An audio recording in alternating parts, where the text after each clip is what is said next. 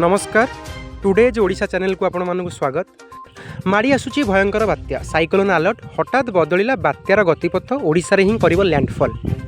बड़ खबर बदलिला बात्यार गतिपथ ओडिशा रे ही लैंडफॉल करिवो बात्या दाना। हठात बदलीगला बात्यार गतिपथ बंगोपसागर रे सृष्ट लघुचाप आसंता काली अवबात परिणत हेबा परे 23 तारिख रे बात्यार परिणत हेबो।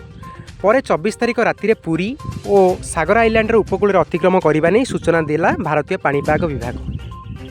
अक्टोबर 24 तारिख में स्थलभाग छुईब बात्या लैंडफॉल बेले पवनर वेग 100 ରୁ 110 किमी रहिबा नहीं आकलन करिछि पाणीपाग विभाग। तेबे यह पूर्व बात्या को नहीं बड़ खबर सामना को आसी बात्यार गतिपथ समुद्र भितर केउ आड़ को जीव तार फटो सामना को आसी। पाणीपाग विभाग सूचना अनुଯାयी पुरी सागर आइलैंड मध्य ही लैंडफॉल कर बात्या दाना। आईएमडी जारी करथिबा मैप कहूँ केन्द्रापड़ा भद्रक मध्य लैंडफॉल करिपारे बात्या। पवनर वेग 100 ରୁ 110 किमी मध्य रही।